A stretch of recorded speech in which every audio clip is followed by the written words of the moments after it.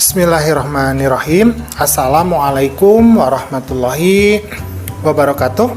Pada kesempatan kali ini kita akan membahas mengenai materi kelas 6 tentang pelajaran 5, yaitu keteladanan Rasulullah SAW dan sahabatnya. Adapun submateri yang akan kita bahas yaitu mengenai kejujuran dan kasih sayang Rasulullah SAW.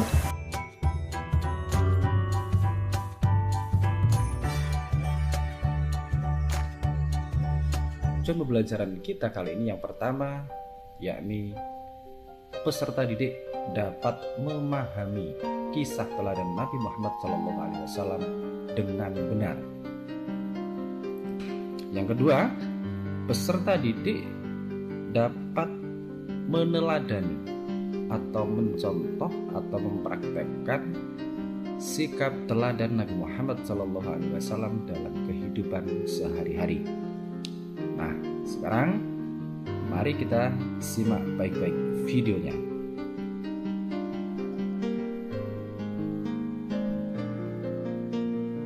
Nabi Muhammad SAW adalah nabi terakhir dari 25 nabi dan rasul, dan tidak ada nabi dan rasul sesudahnya.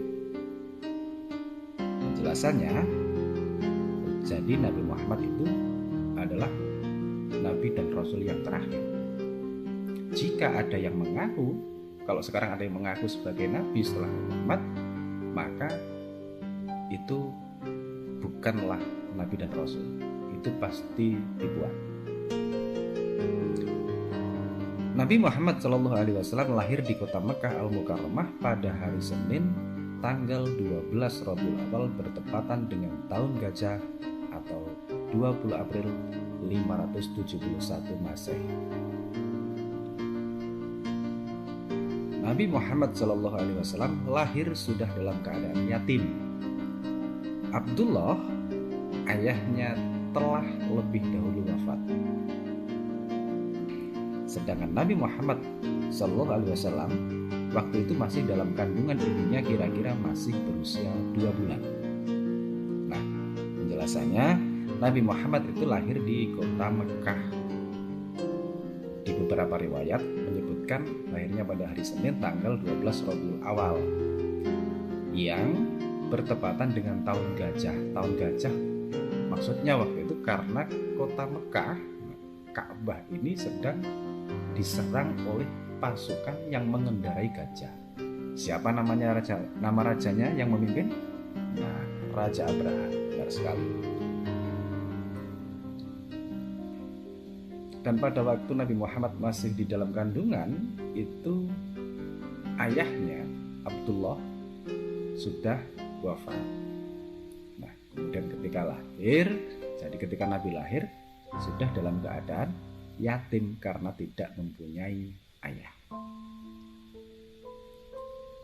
Abdullah bin Abdul Muthalib sebagai ayah tidak meninggalkan harta benda yang banyak yang akan diwarisi putranya. Abdullah hanya meninggalkan beberapa ekor unta saja. Ibu Muhammad bernama Aminah binti Wahab dari kalangan suku Quraisy yang terpandang mulia di masa itu. Nabi Muhammad SAW pada masa bayi diasuh oleh Halimah. Setelah usia lebih kurang 2 tahun, Halimah menyerahkan kembali Muhammad kepada Aminah.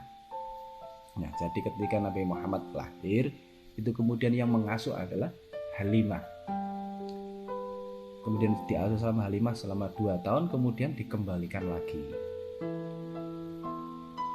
Pada masa kanak-kanak, Muhammad kecil selalu diajak pamannya Abu Thalib menggembala kambing. Ia senang dengan pekerjaannya dan sayang pada hewan. Oleh karena itu, paman Nabi Muhammad tersebut, Abu Thalib tersebut, sering menyebutnya si cerdas yang lincah dan baik. Pada usia muda, Nabi Muhammad SAW terkenal tabah, sabar, bertanggung jawab, bekerja keras, dan sangat jujur. Sehingga ia diberi julukan Al-Amin, artinya terpercaya. Nabi Muhammad ini jujur, tidak pernah berbohong sekalipun, sampai-sampai Nabi Muhammad mendapat julukan Al-Amin yang artinya terpercaya. Pekerjaan yang digelutinya saat itu adalah berdagang ke negeri Syam. Ia membawa berbagai jenis dagangan milik saudagar kaya bernama Khadijah. Nabi Muhammad ini sejak kecil beliau itu sudah menjadi yatim piatu. Nah, oleh sebab itu beliau ini ketika sudah dewasa dan menjadi nabi itu sangat mencintai anak yatim dan menganjurkan umatnya untuk selalu merawat, mendidik, dan mencintai anak yatim. Di samping itu, Nabi Muhammad ini terkenal sangat jujur. Sikap jujur tersebut ini sudah diperlihatkan bahkan sebelum beliau itu diangkat menjadi Rasul.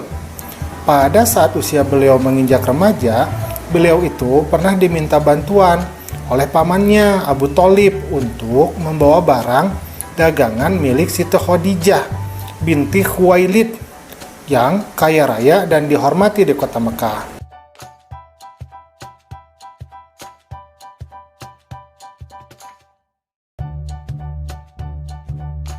Pada usia 35 tahun, Nabi Muhammad bersama-sama dengan orang-orang Quraisy itu diminta untuk memperbaiki Ka'bah. Ketika pembangunan, Ka'bahnya itu sudah sampai ke bagian Hajar Aswad, berarti yang terakhir ya. Nah, orang-orang Quraisy ini kemudian berselisih tentang siapa yang akan mendapatkan kehormatan untuk dapat meletakkan batu Hajar Aswad ke tempatnya semula. Pada akhirnya mereka pun kemudian bersepakat dan menunjuk Muhammad yang saat itu yang belum jadi Rasul ya sebagai orang yang tepat untuk melakukan hal tersebut. Kemudian Rasulullah itu menyarankan suatu jalan keluar yang sebelumnya tidak pernah terpikirkan oleh mereka. Beliau mengambil selembar selendang, kemudian Hajar Aswad itu diletakkan di tengah-tengah selendang tersebut. Selanjutnya, beliau kemudian meminta seluruh pemuka kabilah yang berselisih untuk memegang ujung-ujung dari selendang tersebut. Mereka kemudian mengangkat Hajar Aswad itu secara bersama-sama. Nah, setelah mendekati tempatnya, maka Rasulullah sendiri yang kemudian meletakkan Hajar Aswad tersebut ke tempatnya semula. Nah, ini merupakan suatu jalan keluar yang terbaik. Maka seluruh kabilah itu setuju dan meridhoi jalan keluar ini. Mereka pun pada akhirnya tidak jadi saling menumpahkan darah. Maka sejak saat itu, Nabi Muhammad dikenal di antara kaumnya dengan sifat-sifat yang terpuji. Para sahabat dan pengikutnya sangat menghormati dan mencintai beliau. Sehingga beliau ini diberi gelar Al-Amin, artinya orang yang dapat dipercaya. Maka mari kita teladani sifat jujur dari Nabi Muhammad ya dalam kehidupan kita sehari-hari.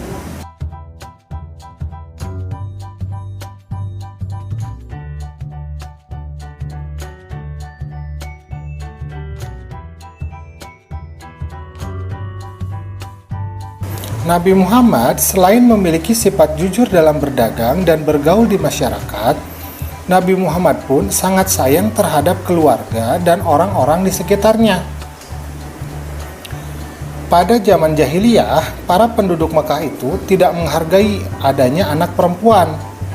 Namun sebaliknya, Nabi Muhammad saat itu justru menggendong putrinya yang bernama Fatimah Az-Zahra yang masih balita sambil melakukan takwaf mengelilingi Ka'bah.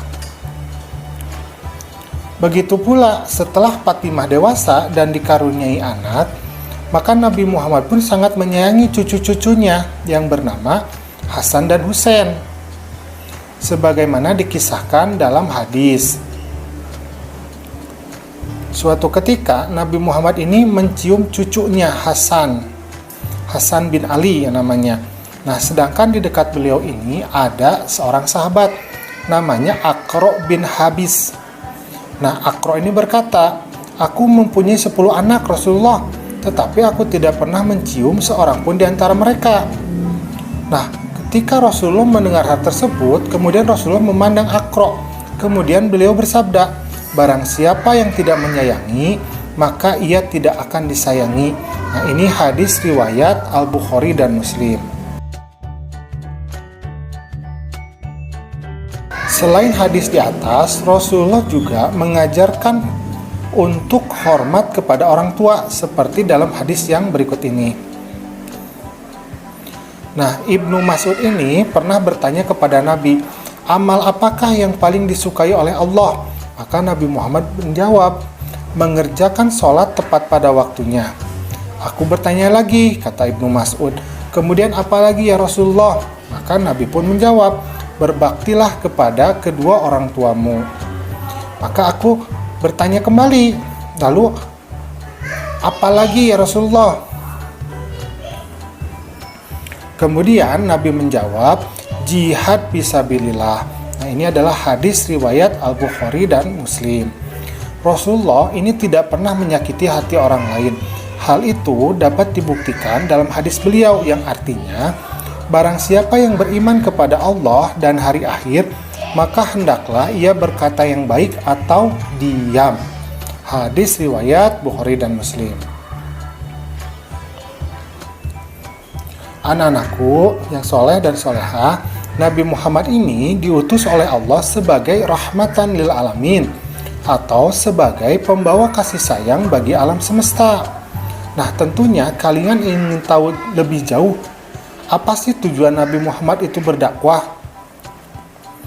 Tujuan dari dakwah Nabi Muhammad yaitu untuk mengubah keadaan masyarakat jahiliyah menjadi masyarakat yang sejahtera berdasarkan agama Tauhid. Tauhid itu artinya menyembah satu Tuhan, yaitu agama yang meyakini bahwa Allah adalah Tuhan yang Maha Esa.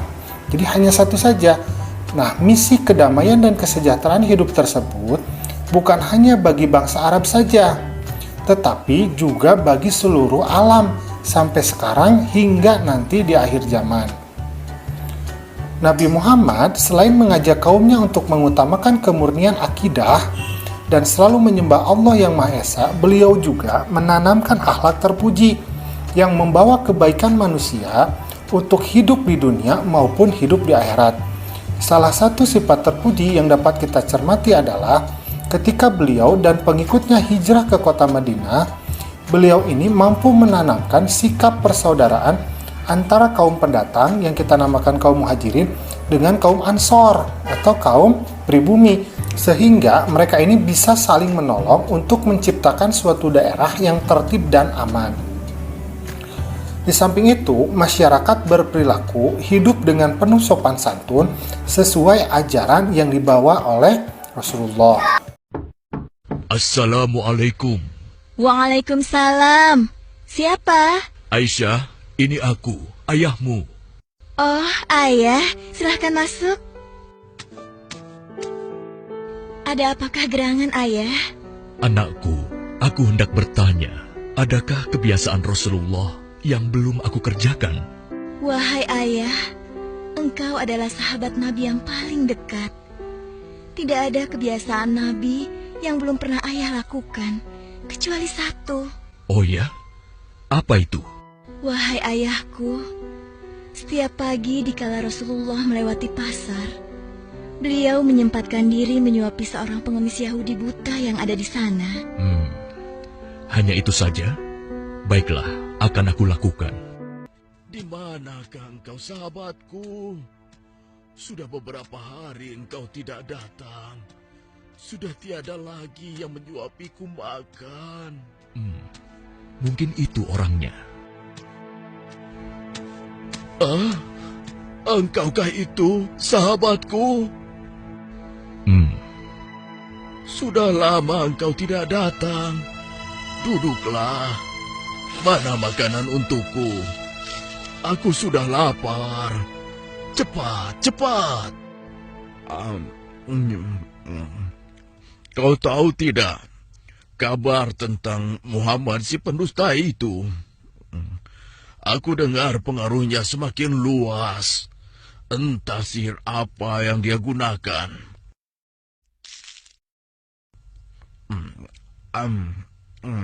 Bisa-bisanya ia mengaku rasul. Memangnya siapa dia? Hei, mana makanannya? Jangan diam saja.